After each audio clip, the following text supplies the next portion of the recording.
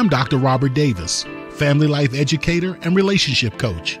And welcome to UnBoxed, a frank and straightforward conversation about relationships. We're going to talk about family, church, workplace, and all other types of relationships.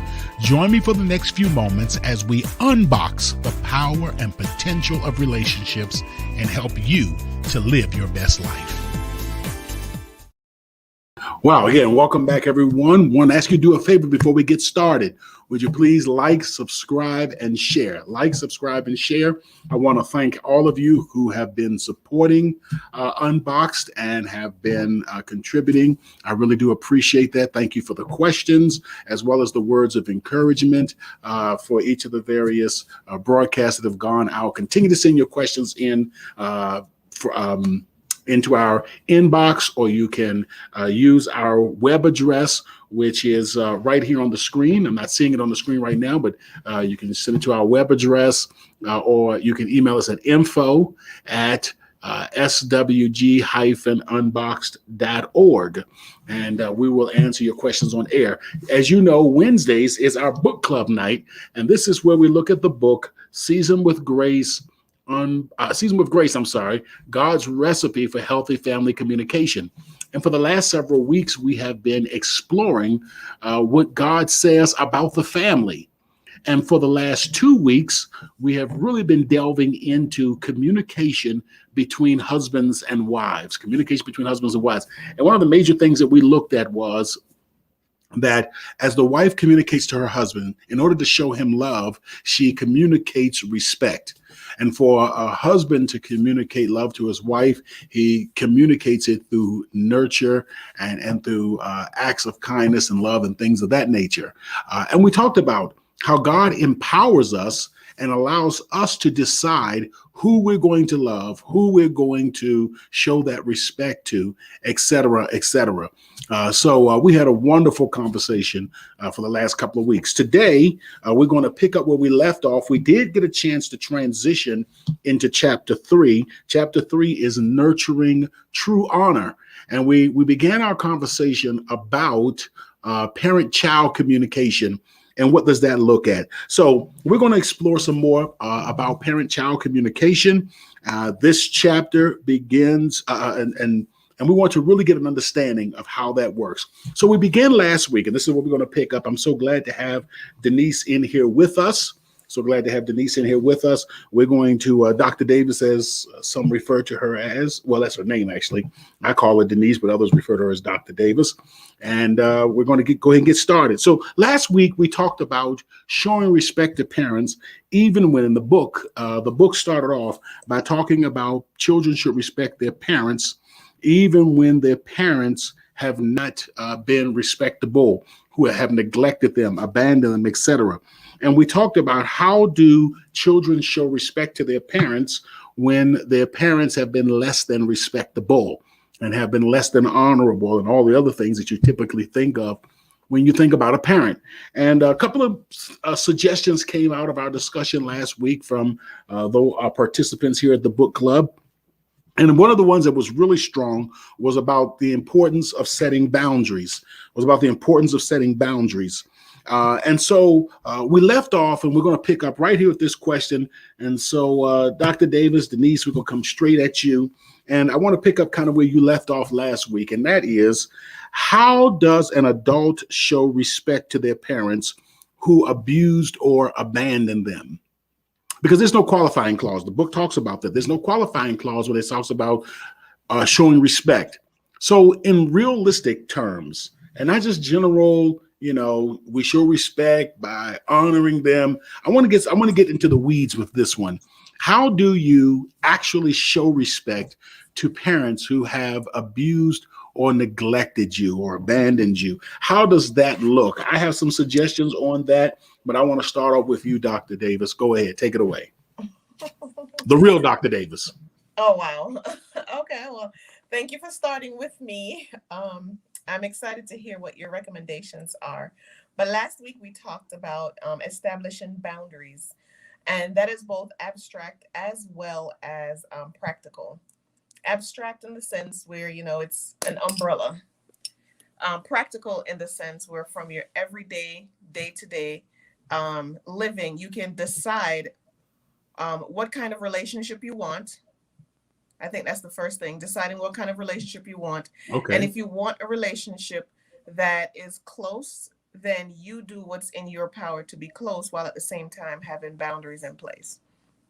I want Boundaries such as how you expect your parents to talk to you. Um, Go ahead, I'm sorry. no. I'm sorry. I really do apologize about that. You're getting the blood going. But before I make my statement, that I'm going to come back to you. I want to encourage those of you who are watching. If you have certain things that you would like to share to contribute to the conversation, please put them into the chat, and we want to engage you as well. So put them into the chat. One of the things, and we've talked about boundaries a lot, Denise. We've talked a lot about boundaries and the importance of being very clear. What are some, when I think about, let me put it this way, when I think about, showing respect to parents, one of the things, and you and I talked about this, was trying to figure out what is the level of engagement, talking about respect, what is the level of engagement that we will have with our parents when they get older. And I'm just going to be somewhat transparent here, and then I'm going to come back to you, Denise. I'm going to be somewhat transparent here. My father and I have reestablished a relationship that was absent for about 40 years or so. And he was not very much engaged in my life. I'm trying to find words to put it because I don't want to just put him in a total negative light. But, he was not a part of my life. Well, my father is now on hospice care, and he's unable to care for himself. My mother is there taking care of him right now, and she has been taking care of him for the last few months now. And one of the things is that he has asked me to serve as power of attorney for him and to, help with his various affairs. Now, the reason that I'm sharing this is because, Denise, you and I had a conversation where we discussed how do we what role do we play in our parents' lives as they get older and they need us to care for them? And we both talked about we would bring our parents into our homes if it got to that point that they needed to actually physically live with us, because that's part of what we're responsible for relative to showing respect. So that's what I think about when I think about some concrete. I demonstrate respect to my parents by caring for them when they get old. Even if they neglected and abandoned me, that's not the issue. The issue is what am I going to do for them?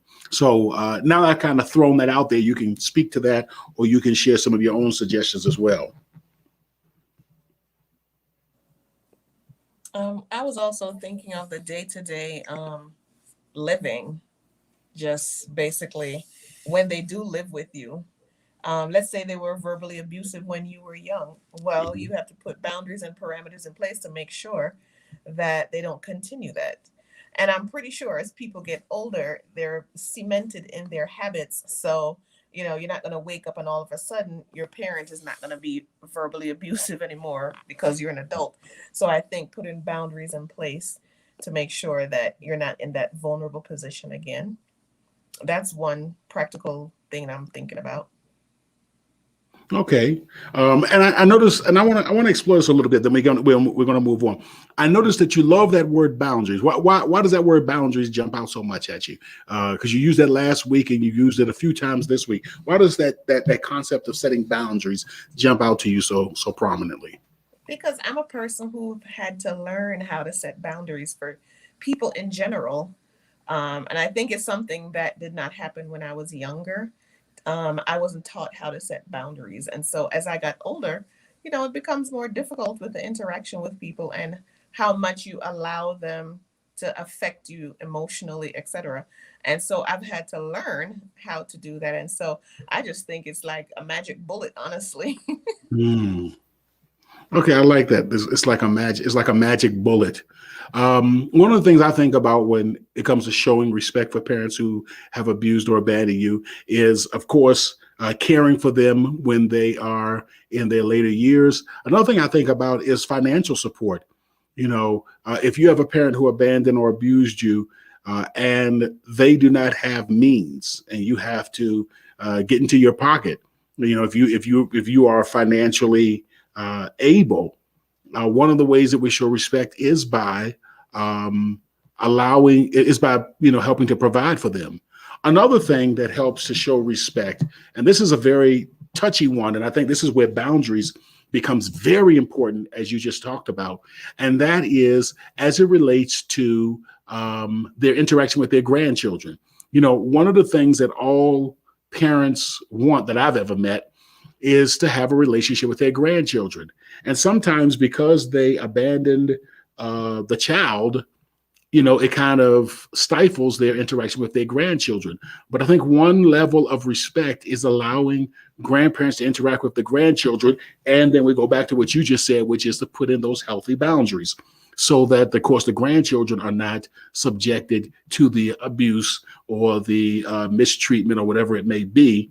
But at the same token, as much as is practically possible, allowing your parents to have an interaction with their grandchildren, your children, is another way that we show honor and we show respect. One thing I did learn from a friend of mine who actually went through this experience with their family is they taught their own children how to establish boundaries with the grandmother, which I thought was awesome. Wonderful, wonderful. I'm going to move on because we got a lot to cover in this chapter. This is a very deep chapter, so we're going to move on. There are two scriptures that really were used to highlight, and I want to welcome Christine to the conversation. So good to have you here. There are two scriptures that really set the foundation in the New Testament for parent-child interaction. The first one is Ephesians 6, verse 4. And I'm going to read these two scriptures, and then I want for you to share your thoughts about these scriptures, whatever comes to your mind. The first one is, fathers, do not exacerbate. And we realize that word exacerbate, according to the original Greek, means to nag or to harass, to nag or harass. So fathers, do not nag or harass your children. Instead, bring them up in the training and the instructions of the Lord. That's Ephesians chapter 6, verse 4. The second one is Colossians chapter 3, verse 21. It says, fathers, do not embitter your children, or they will become discouraged. Those are two scriptures that really set a foundation in the New Testament about parent-child interaction. I want to hear your thoughts on those two scriptures, Ephesians 6, 4, Colossians 3, 21. Two words that jumped out at me was exacerbate and embitter. Embitter is the one that I usually lean to, and I've thought about over the years to make sure that I'm not, when they say provoking your children to wrath, you're not mocking them, making sure that I'm not putting them in a position that will embitter them. But the exacerbate one, the nag one, oh my gosh. The nag or harass, yeah. It's probably too late now, but I've been of nagging a time or two. The bigger question is, and that ties into respect, which to me is interesting, that to nag your child is to not show respect for your child.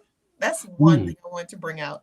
And the second one is, how then do you get your child to do what they're supposed to do and get on the same page without nagging?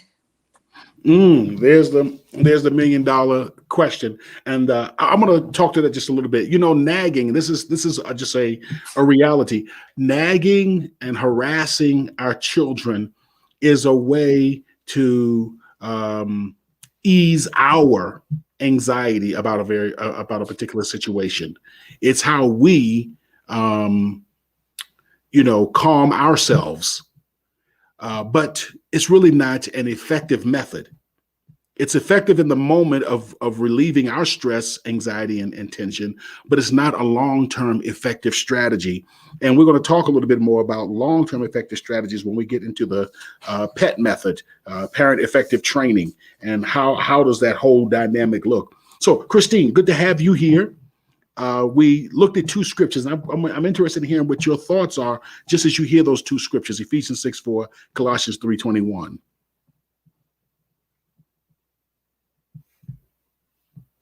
So as I started looking at Ephesians 6, verse 4, exasperate your children. That's what held me. And as I read further into chapter 3, it made a little bit more sense. Do not manipulate your children. Do not manipulate them and nag them to the point where they do what you want them to do. That's what I kind of pulled from that. There's got to be this open communication that you develop with them, that you don't have to keep badgering them to do the right thing. That's what I pulled from that. Wow, very, very profound. Thank you. I like the word manipulate.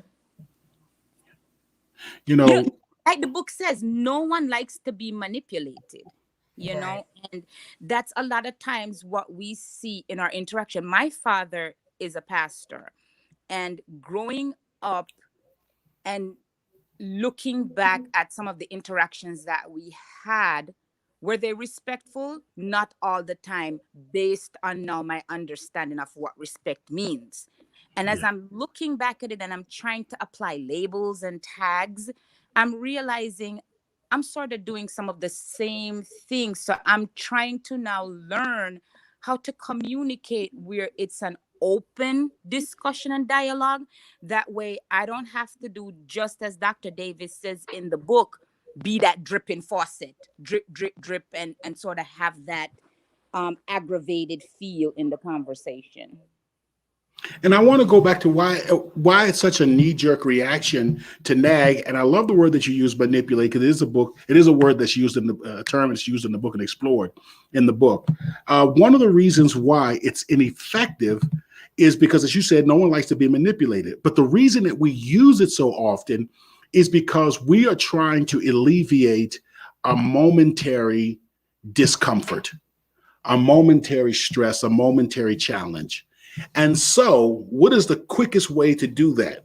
Now, that's one of the things, and I talked about this last night in our Unboxed series. And if you didn't get a chance to see it, make sure that you go back and check out last night's presentation on Unboxed. As I talked about, and I didn't even answer a question last night. I just talked about this, about how so much about parenting, about marriage enrichment, and about executive leadership is how to change people to accomplish your particular goals. So if you want your spouse to do something, if you want your child to do something, if you want your employees or coworkers to do something, this is how you should interact with them to get a certain objective. And that's the way that we do, versus my goal is to build them up and to, as the Bible says, to train them, to nurture them, to instruct them. And now it's about relationship, and it's about improving them rather than trying to figure out how I can get what I can get. So that manipulation is usually the shortest distance to reaching our end. And that's I, why. I agree with that. I agree with what you're saying. And I think about the different developmental stages of your child, and child rearing. When they're younger, how does that look when they're 3 years old? I definitely know how it looks when they're teenagers, because you can Mhm. reason with them. And just like Christine says, you can have an open dialogue, and it doesn't have to be that constant drip. But when they're three, how does that look? Where you're looking at the bigger picture. And I know as parents, we tend to discipline in the now. We Yes. want to stop that action now, and we don't necessarily look at the bigger picture. But how do you create an atmosphere or relationship with your child at 3, where you show respect, where you're not nagging, where you're not manipulating, you're not embittering them? That goes back to boundaries that you pointed out before, in my opinion, where a child that's 3, I am not expecting the same communication exchange as when they are now at a teenage level. You have to sort of grow in that relationship. So it must start out with boundaries that lead to respect. For a 3-year-old, it's going to be some level of manipulation, because you're going to have to understand, I'm here training and teaching you now. It's not that you can't add to the conversation or communication, but you are 3. And with a 3-year-old and with someone that's younger, what happens is a lot of times, not a lot of times, but often enough, we have to save their lives. So putting something in their mouth, uh, climbing on something, sticking something in the electrical socket, these are potentially life-threatening situations. So you really can't sit there and reason with them and say, okay, now there's this invisible thing called electricity, and electricity goes through your body and kills you. You really do have to grab them, take what's out their hand, snatch what's out of their mouth. And I just remember the look that children have. Every child, for some reason, has that same look when you take your finger and pull something out of their mouth, and they have this look. It lasts for about 2 seconds, and then they end up busting out into tears and crying. So there are times when that is necessary. But I want to focus, and the book talks about this, and I want us to focus about the importance of regulating ourselves versus regulating our children. And the question, even with a 3-year-old, the first question has to be, who am I and who do I want to be? What type of person am I? What type of person do I want to be? And really becoming clear on that. In a relationship with your child? In the with relationship. Okay. Yeah, in relation with my child, who do I want to be? And, we have to tailor it to the individual relationship we're in, but guiding principles covers every type of relationship. And I think I'm going to transition us over to the next point. And if someone would be so kind as to read page 35, if you have your book with you, look at page 35. And on page 35, I'd like for you to read that paragraph that starts with parents have to ask. Can somebody read? So good to have Mitchie here with us. Thank you for joining the conversation, Mitchie. All right, can you read page 35, parents? Anyone who feels comfortable reading page 35, parents have to ask. Parents have to ask themselves how they would like to be treated by their superiors at work. Do they like it when their superiors yell at them, threaten to fire them, and embarrass them in front of other workers? How do we treat your subordinates at work? How do you train new employees? What is the process of helping coworkers who make a mistake? When parents begin to ask themselves these questions, they will better know how to treat their children. All right. I thought that was a good analogy. And I want to ask, and I'll come straight to you, Mitchie. What is the strength of that argument, and where does that argument break down? What is the strength of that argument, and where does that argument break down about treating our children how we would want to be treated by our boss, by our superior at work, and interacting with them like we have enough sense to do with our coworkers, etc. So where is the strength of that, or where does it break down? And while I'm waiting for Mitchie to come on, I'm gonna come back to you, Christine. I want to hear your thoughts.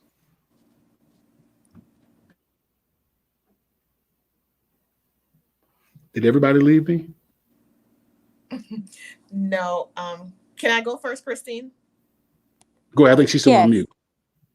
Well, I was just thinking that when you behave in those untowards way at work, they have real life consequences that's life changing. And sometimes when we interact with our children, we don't think about the real life consequences that may occur beyond the here and now. We don't think about the relationship that we're fostering, how what we're doing is affecting them emotionally. So I just think that's where the breakdown occurs. We don't think too much about the real world effects that it can have on our children. Some of us. So if I'm hearing you correctly, at work, if I snap on my boss, or if I cuss out a coworker, or if I yell or jerk one of my coworkers around, that's assault. That has implications with my job, may even have criminal implications. But with my children, I don't think about that, because I don't think to myself, you know what, when they're 30 years old and I want to go see my grandchildren, how is this dynamic going to impact my relationship with my grandchildren down the road, etc. Did I understand you correctly? That is absolutely correct. Christine, I want to come back to you now that you're off of mute. Well, I think about this in the same lines as you think about the golden rule. Mm-hmm. And that principle of treating others as you want to be treated. It's sort of, it's got its basis in a religious link. And that's how I have tried to communicate with not just my children, but with coworkers. How is it I want them to interact with me? I'm not thinking about it. Let me treat them good now so that when I'm older, they'll take care of me. Let me Yeah. treat you good now because I want you to feel good now, because this is where we are in the now. So I kind of pull it that way, just to the simple golden rule: treat others the way you want to be treated. And so you talk to your children the way you want them to talk back to you. You yell at them, you speak untoward to them. It should be a no-brainer that that's what they're going to learn and turn back to you. Christine, it's interesting you said that because I always thought about treating my children the way I wish I was treated. Talk about that. Well, just my kids, all of them, all four of them are very expressive. They have the freedom for me. They have the freedom to talk about their feelings, what they like and dislike. And somehow that has developed their sense of maturity. It has developed their vocabulary. It has developed a sense in being able to express their feelings. Oh boy. Sometimes not to my liking, but that's what I've taught them to do. And so I just grin and bear it. But I just think that I wish I was able to express myself in how I was thinking and feeling in the moment when I was younger, and just being able to communicate that to the adults. Yeah, I would not describe myself as having come from an abusive home, but like you said, we just were not allowed to express ourselves. And this is the law. This is the way it's going to be. Shut up and do what you're told. Kind of situation it was. That is what it is type of thing. So yeah, that's very interesting. But And Dr. Davis, yes, that's because that's how our parents came through life. They didn't have these mediums we have today, where you can have open dialogue and talk about these things and realize that children have emotions and that they need to be nurtured. We are now making a conscious effort as parents to sort of break that mold, if you will. We are now making an effort to ensure that our children, as they get into society, they are now being geared and armed with, as Denise said, what we didn't get ourselves, what we feel we didn't get ourselves. and so part of this generation's, if I'm hearing you correctly, Christine, part of this generation's interaction with their children is in response to how our parents or parents' parents interacted with us. It's a response. So then I want to, first of all, is that correct? And then if it is correct, I'm wondering, where are the shortcomings? Because that kind of answers the second part of the question. Where does that argument fall apart? What is the shortcoming? We talked about the respect and listening and all this stuff that we have towards our children. What is the shortcoming, and where are the dangers that we might be going too far in the opposite direction? When you lose that boundary of parent and child, and now you get too far into it that it now becomes a friend. And I don't want you to think of friend in that light. I'm trying to find the better word here, but that's where you would have a shortcoming in this instance. It's when now you're taking it to more of a casual point, if you will. Yeah. And I think the word you were looking for was, Denise used this word, become too common. That's it. Yeah, I knew if I put two Jamaicans on the phone, I mean on the show together, that they would have a common vocabulary. Denise, Denise, what are your thoughts? I'm interested here. Then I want to share something. I actually quite agree with Christine. That's exactly what my thoughts were. That on the other end of the spectrum, you become too common. They become friends. They can say whatever they want. And then, there are times when they just have to do as you say, without beating them over the head or nagging. They just simply have to trust your experience. And I feel as if on the other end of the spectrum, this generation bucks up against everything. And like my daughter said, everything is a human construct. And I think about it in terms, as you said, that I think about that in terms of and the chief executive, which is the president of the United States. And I know that we went through a period where we've gone through a few periods in my lifetime where the president was not someone who necessarily had a good grasp of executive leadership.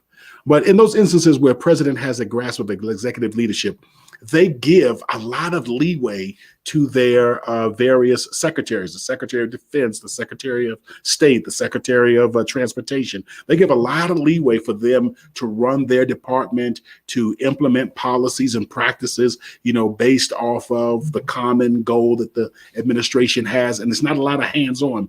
But then there are times, and we've seen this in each of us in our lifetime, there are times when the individual has a particular idea about how things should go. We're learning that, President Obama and Holder and President Obama and Secretary Clinton didn't always see eye to eye on everything. But at the end of the day, it was understood that he was the chief executive and that, okay, I don't think this is the best approach to handle this foreign issue or to handle this domestic issue. And I think when that's missing, when it's difficult to tell who is the executive, and a good executive doesn't micromanage, but who is the executive in this situation? I think that when that happens, then you have blurred those boundaries, to use yours and Christine's expression. You've kind of blurred those boundaries, and that's when you start getting into the realm of that disrespect, that realm of lack of leadership in the home.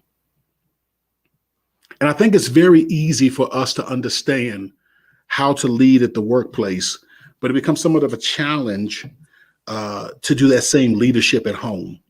You know what just hit me as you were talking? The picture that came to my mind is an organizational chart in a business. And it's not to say one is more important than the other. It's just that we have different functions and we have different tasks. But at the end of the day, someone is at the top of that organizational chart that has to make decisions that affects everyone else in the family. That is so true. That is so true. One of the things we talked about was nurturing, and part of that nurturing was affirming your children. And, we live in a world, especially with this social media age, where it seems that people are becoming egomaniacs, self-centered, even more so, at least than they felt comfortable doing as I was growing up. I mean, I'm pretty sure people were just as narcissistic and egotistic as they are now. When I was growing up, they just didn't have the platform to demonstrate it on, and it was not as commonly accepted. If someone walked around with a photo album of themselves, they would have been looked at like they're crazy. But now you have a photo album of 300 or 400 pictures that you've taken of yourself on your telephone, and no one thinks much about it. But you just think about that, Christine and Denise, if we'd have walked around that way when we were teenagers with a photo album just of nothing but pictures of ourselves posing and taking, shots, selfies, people have been like, man, I've never seen someone so egotistic in my life. So, but we do want to affirm our children. So here's the question, Christine. We used to say conceited. I'm sorry? We used to say conceited. That is the word we used to use, conceited. That's right. That's right. Even in Slick Rick's song, the mirror told him that he was conceited. That's true. That's why they never have no beef. So he washed off the soap and he brushed his gold teeth. And we'll leave that for another day. But yes, the word was conceited. So my question then, and Christine, is how do we affirm our children and build up their self-esteem without creating egomaniacs? And I'm coming to Christine first because Denise, you threw something out the other day that really blew my mind. I would like for you to share that. Christine, how do we build up our children? How do we encourage them without creating egomaniacs, without creating conceited people? That's not a one-time event. Okay. That's not something that you start when the child is 13. You start empowering, affirming, encouraging, speaking positivity into your child from the womb. Mhm. Okay. And as they grow, you're increasing and expounding on that communication. That's what kind of build your lines with that child and build their self-esteem. If you're constantly saying to the child negative things, and all of a sudden, now that you've seen that they've blossomed into this wonderful teenager, now you're going to start positive, that's not going to work. So my point is, how do you build them up? You start from the beginning. If you missed that step and that didn't happen and now you're trying to correct it, it's not too late, but you still have to start with building blocks. Building blocks. Otherwise, the child is going to look at you as being fake and not real anyway, because they're not used to getting those affirmations. Before I come back to you, Denise, I want to just think, I want to kind of sit for a moment with what Christine said. As you were talking, Christine, one of the things that jumped in my mind was affirming our children. And when we talk about being conceited and narcissistic, narcissism and conceit usually is a contrast and comparison approach. I look prettier than, I'm smarter than, this, that, the other, versus I'm intelligent. And you can be intelligent as well. Both of us are intelligent. All of us are intelligent. And I'm intelligent, and I'm thankful. I'm very intelligent in this area, and you're very intelligent in that area. And that's okay, because we both have our gifts, we have our strengths, and we have our areas of growth. And I think one of the things that is very important for parents to do is to catch when their children are moving away from positive self-esteem to that comparison, comparing themselves to other people. And I'm good. In order for me to be good, I have to make you bad. In order for me to shine, I have to put out your candle. That kind of, and we see that an awful lot in our society, and have seen it, throughout the millennia. So, I think that's one of the first things, is saying, hey, you are great as well as many others. And it's okay. It's okay to affirm and to encourage. And then also, not only affirming our children, but teaching them how to celebrate and applaud other people's successes. I think that's a very important skill that we need to instill in our children, is to help them to applaud and to celebrate other people's accomplishments. Denise, you shared something with me just yesterday that was the day before yesterday that just blew my socks off. Go ahead. Tell me, you remember what that was? I think I do, but before I said that, you guys, both of you made some great points. And we talk about yucking other people's yum. Because we're good doesn't make someone else bad. And we don't always have to fall in the trap of constantly comparing ourselves. Because Christine is an awesome pediatric nurse doesn't make me a bad pediatric nurse. You know what I mean? Yeah. And then also one of the things that we try to do, especially with our grandchildren now, we're very conscious of it, is that we affirm our children's abilities versus their looks. You remember that? We're very intentional about that. Oh my goodness, you're so smart. Oh wow, you work so hard at that. That is wonderful. I can see your effort. Rather than say, oh, you're so pretty, because beauty is fleeting. Anything can happen. Then also teaching them to compliment others. I love that you said that. The thing that we were talking about the other day is, rather than constantly praise our children about, I'm so proud of you, oh my gosh, I see your hard work, is we started changing our vocabulary to, you must be so proud of yourself. Teach them to have that internal drive versus work for our approval. And the affirmation of others. Yes. Wow, powerful. One of the things I thought about, as you said, there's several things jump through my mind, but we talk about, my mind just went blank just for a second. But one of the things, as we talk about building healthy self-esteem, is applauding children for the qualities that they have to work towards. So if someone is tall, and it's just natural from the day they were born that they could pick up a basketball, that's something they only have to work towards. That's a lot different than applauding someone for their hard work. One of the reasons that I really appreciate the career of Floyd Money Mayweather is because he worked hard. People see the glitter, the cars, the big house, And the smart. brashness, and all that stuff. But this man, even the smartness, even his business savvy, is because he worked hard to become friends with Warren Buffett. He worked hard to learn the boxing business by observing his promoter when he was young. He said, "You know what? I'm not going to let this man promote me. I'm going to work hard at learning how you promote so that I can become my own promoter. Why give him a split, the lion's share of my purse when I'm the one in there fighting? Why don't I be my own promoter and I get to keep all the money?" And that's how Mayweather's promotions came about. But it was that hard work, getting up at 2 o'clock in the morning and going to the gym.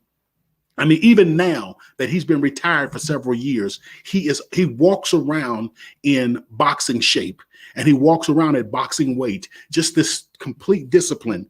And those are the things that ought to be encouraged and motivated in our children, are those qualities of hard work and dedication. That's what I heard you saying, Denise. Yes, absolutely. Because again, they have features that they they just got it naturally. They couldn't help. They can't help being pretty. I want to move to page 39 because our time is fleeting and I want to make sure that we get through the rest of this chapter. And that is on page 39. And the question, I'm going to read it so you won't have to find it. I'll just go ahead and read it for us. What is the difference? What do you see as the difference between disciplining our children and punishing our children? Let me read what's on page 39. It says, within this relationship, the parent-child relationship, children are encouraged to accept responsibility for finding solutions to their problems. This philosophy and practice applies to the disciplinary process in a way that children are responsible, self-disciplined, and cooperative without using punishment or relying on the weapon of fear. Children need to know the parent's comprehensive vision for their life. And somehow it looks like I didn't copy it correctly, but according to their intellectual abilities, the child must have the opportunity to contribute to the development of vision and the strategic plan. The disciplinary process then becomes based on the mutually understood vision and plan. The disciplinary, not punishment, but disciplinary process then becomes based on the mutually understood vision and plan. So I want to talk a little bit about the difference between discipline and punishment. As you read that chapter, what jumps into your mind about what makes the difference between discipline and punishment? And again, if you are a guest, just go ahead and put your comments in the section. We'd love to engage you, even though you're not in the studio with us. All right, so what's the difference between discipline and punishment? And I'll open this for either Denise or Christine.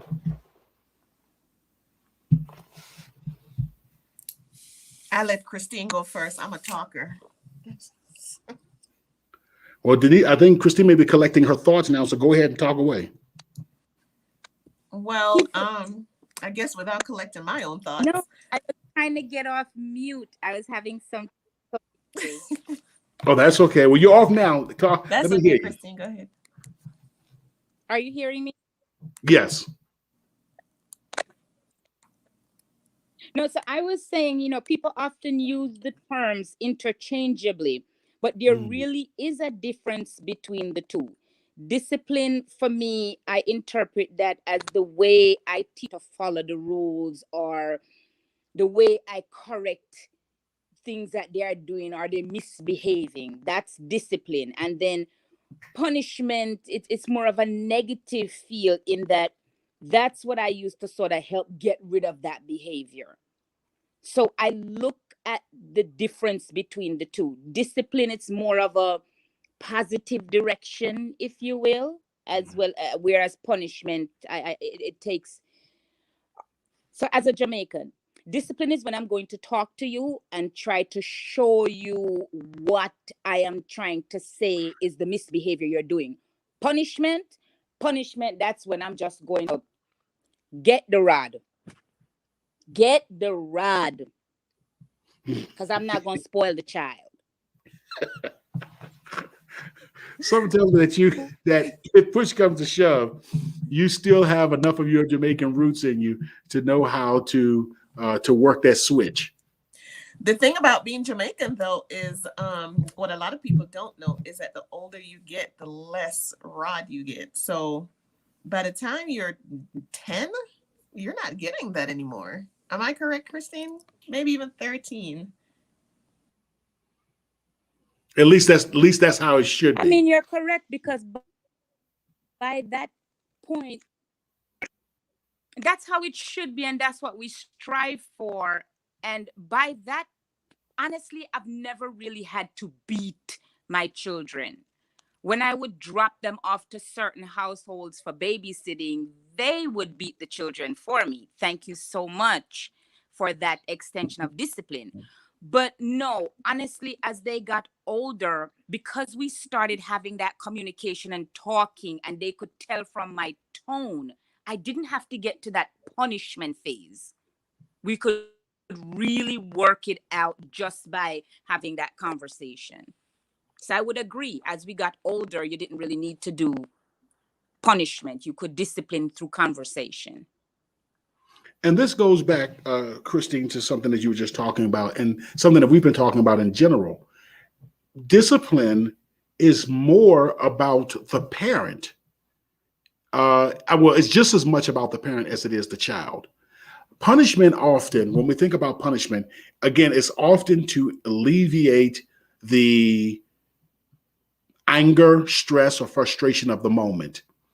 Discipline is done with a final destination in mind. And this may call for a spanking. You know, I'm not anti-spanking. I am anti-beating, but I'm not anti-spanking. And there is a difference. We don't have time today to get into that. But discipline is to help reach toward a goal. So if you think about discipline from a military perspective, you know, a good sergeant, a good drill sergeant who's training his staff, he's not having them to do things just to see them do it. Even though they may not know what the purpose is, everything is to prepare them for battle or prepare them for whatever branch of the military they're going into to be most effective. That's discipline. You look at a football team and a basketball team, they do all of these drills and stuff. That's discipline. Punishment is when there is no purpose involved other than you wanting to exact revenge or you wanting to alleviate. And that's where we are as a society. It's crazy. We condemn that in the parent-child relationship, our larger society. But that's exactly what we do with people who we consider to be criminals. We're angry. We think about the 94 drug bill. We're angry that people are selling drugs. We're angry that people are using drugs. We're angry that people are, you know, spraying graffiti and hanging on the street corners. It's a nuisance. So what do? We're going to punish them. We're going to lock them up. We're going to lock them up for 5-10 years. That'll teach them. And that's not a disciplinary process. That is, I'm upset. I'm angry. I don't want y'all sitting out on the porch and I'm trying to go to work every morning. Y'all need to be punished. And so thinking about it from a disciplinary, how do we help people to reach an ultimate objective versus how do we, alleviate the discomfort of the moment in our own lives? What are your thoughts around that, Denise? I agree with both of you. Punishment, to me, when I think of punishment, I think about natural consequences to actions. And I think of punishment as negative. And when I think of discipline, I think about the long term. What traits am I trying to instill in you, and what methods am I going to use to get to that end? Before we close out, I'm going to share a thought, and then I want to open it for the both of you to close us out together. The first thing I want to share is that if you look at page 40 through 41 in the book, we talk about first of all, this chapter 3 starts off talking about the parent is the leader, the child is the subordinate. But if you look at page 40 through 41, it goes on to talk about the importance of the parent-child compromise, and that the parents should negotiate and should go through conflict resolution with their children, and they should do so as equals or having relatively equal power. The goal being reconciliation and harmony and growth. And I just wanted to throw that in there. I want to encourage you to read it. The book is Seasoned with Grace, God's recipe for God's recipe for healthy family communication. You can get it at Amazon. You can get it at Apple. You can get it at Google Books. But I think that's a very good point. But I want to end off kind of where we started last week and talking about the Black family. With all these things we're talking about, parent-child, one of the challenges in the Black community is the absence of the African-American father. You know, we talked about 70% of African-American children are born into single-parent homes, and the overwhelming majority of them are single mothers. And so I want to, from both of you, I would like for you to discuss the importance of the father as we look at all of the sociological, the historical, and other challenges that Blacks have been facing. I just watched a documentary today that talked about even the way that the interstate system was designed. It was designed to oppress the African-American community.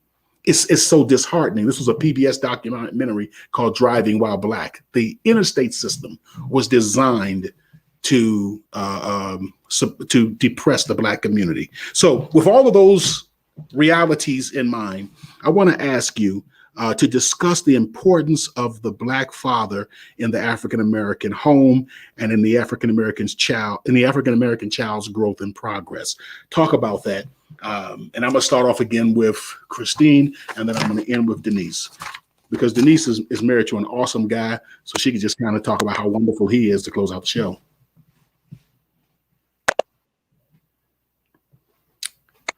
Christine? I had to swallow. Forgive me. Right. The father, a lot of swallowing. The father family represents to me as the whole point. Yes, I had to just take a breath for a minute.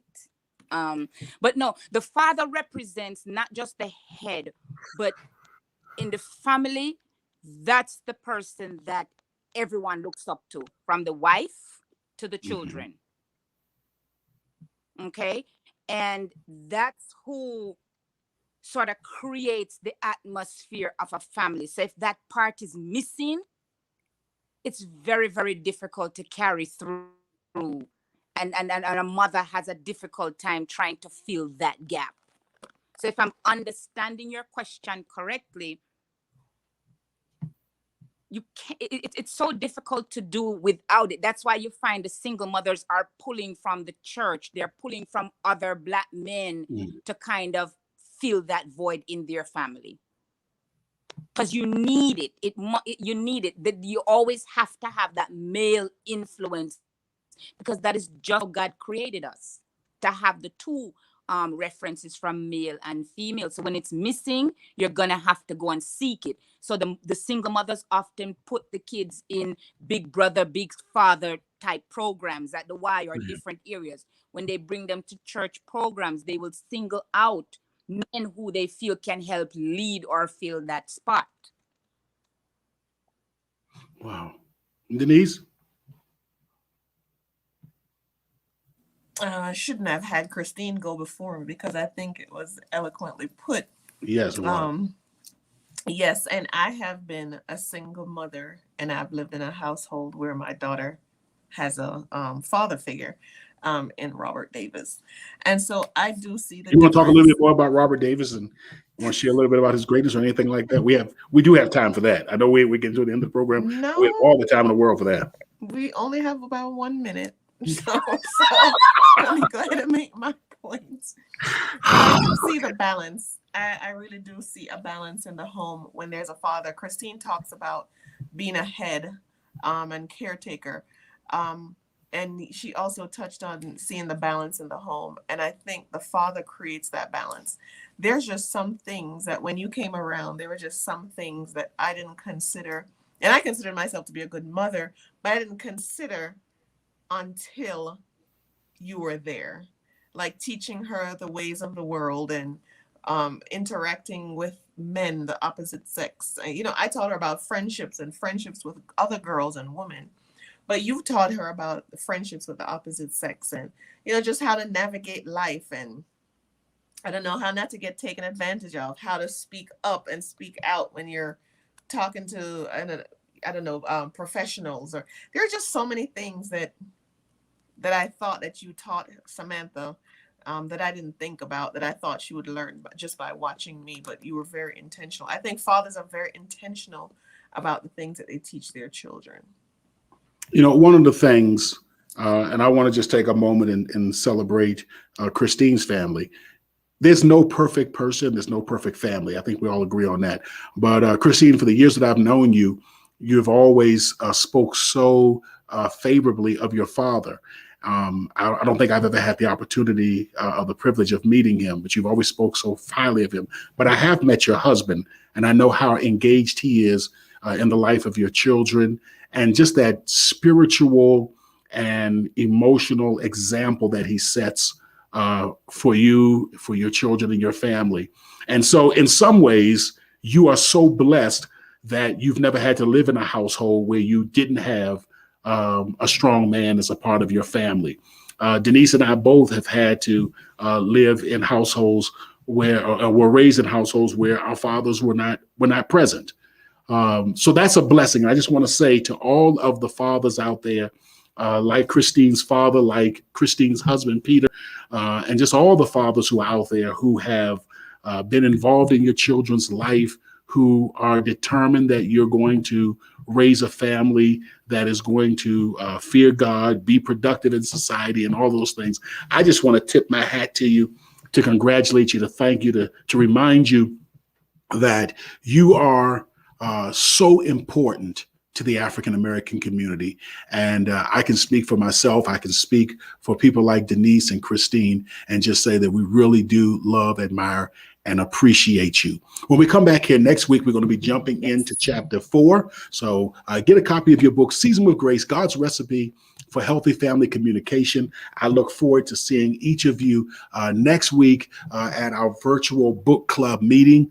Until then, make sure that you like, subscribe, and share. Get this information to your friends and your family, as well as visit us and support us. The information is in the description below. We look forward to seeing you tomorrow. And then, of course, the virtual book club will be next week. Until we see you again, you have a great and wonderful time unpacking all the power and the potential of relationships. Seasoned with Grace Unboxed also provides healthy relationship training and leadership development for businesses, churches, and community organizations. For a free consultation to discuss your team's needs, please contact us at our website at swg-unboxed.org. That's swg-unboxed.org.